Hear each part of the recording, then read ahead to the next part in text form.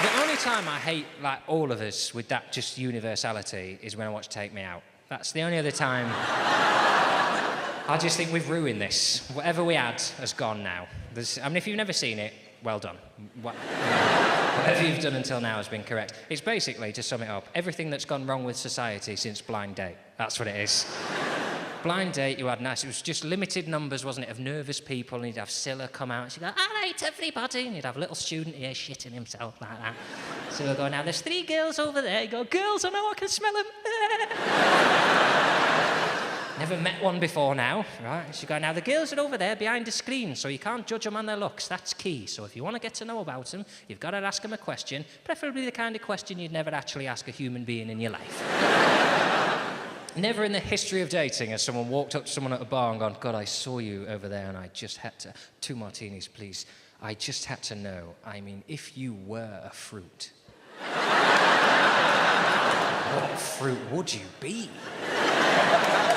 But it was good enough for Blind Date. He'd ask that question.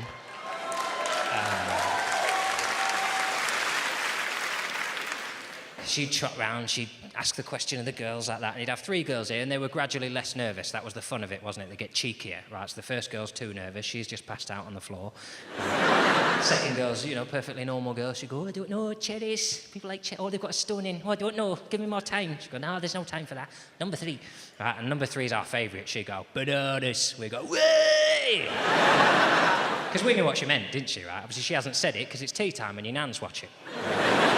So that, can you? You could all enjoy the programme together then. Your nan could watch that and she'd go, oh, very good bananas, lots of potassium in bananas. I mean, you wouldn't ruin it for her, would you? You wouldn't go, oh, yeah, no, she means dicks, actually. It's nothing to do with vitamin. If you imagine the shape, you see, up, that's why she said bananas. And the reason you wouldn't say that is because obviously your nan knows exactly why she said bananas. Your nan's just a bit further on than you in terms of her denial at what society has become. So she's just pretending, do you know what? Maybe we're not talking about dicks at tea time.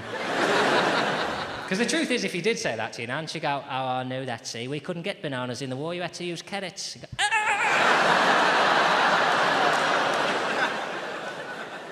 It was just a better time, a time of innuendo and play. There was no sex on Blind Date, was there? Just get to the end and she'd go, do you want to pick one of the girls, love? It doesn't really matter because we got you on as a joke and they're all going to be gutted when they see your face. And it shapes people, it shapes how you feel about dating. I grew up with that and I thought, that's from, you know, one day I too will appear from behind a wall and disappoint 3 women at once. I don't need to have sex, we'll just have a game of Scrabble somewhere and then we'll never see each other again. That'd be nice. Now it's Take Me Out, which is just basically live shagging. Right, you're watching the bit where a man is... I mean, it's such a toxic programme, it has to be filmed underground, right? And we know it's filmed underground because the man is lowered in from the sky in a lift, right? And he's some new toxic breed of bellend who, when he gets in a lift and hears music and starts fucking dancing to it. Again, yeah. I'll tell you what, my name's Dean and I'm from Bradford and I think if I keep shouting that loud enough, I'm gonna get fucking laid. He gets lowered into a pit and there's no screens, they just basically goes, that one there, and not that one, no, that one. Right. And then they get to the end and they go up these stairs here. Supposedly it's the Isle of Fernando's, but it doesn't exist, I've checked. They just start shagging each other on the stairs, right? And a producer comes and pushes a button and they slide into a skip and they get wheeled away to make Finder's lasagnas. Still need meat, don't they, Finders? You've got to ask where they're getting it from.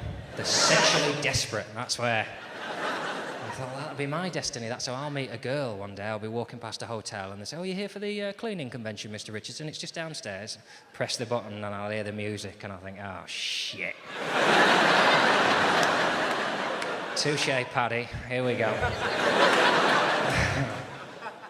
But obviously, as is the way with my life, the less thinking I do, the better, to be honest. And I've found that if I don't play any part in my own life, it turns out all right.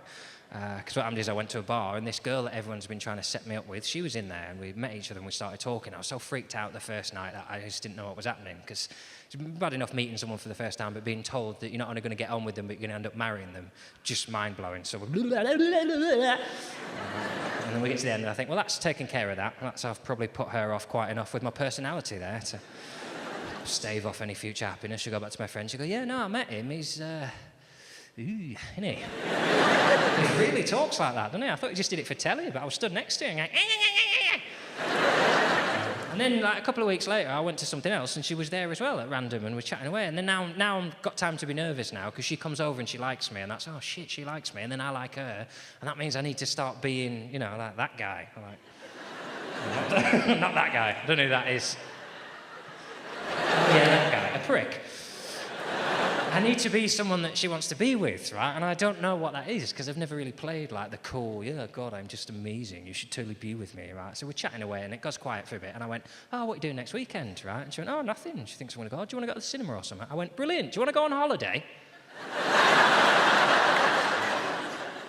We call that move 0 to 60, that one. And funnily enough, she pulled her face exactly like I was driving at her in a truck. But to be fair, it was such a shock move, she'd already answered the cinema question. She didn't have time to rethink, so she went, yeah. And I basically just gone, do you want to be in a foreign country with no phone signal and me?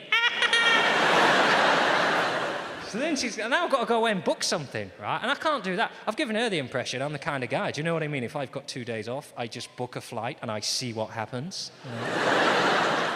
I'm not that kind of person. I'm the kind of guy, if I've got 2 days off, I have a good tidy up the first day, and the second day I sit still and I don't touch anything.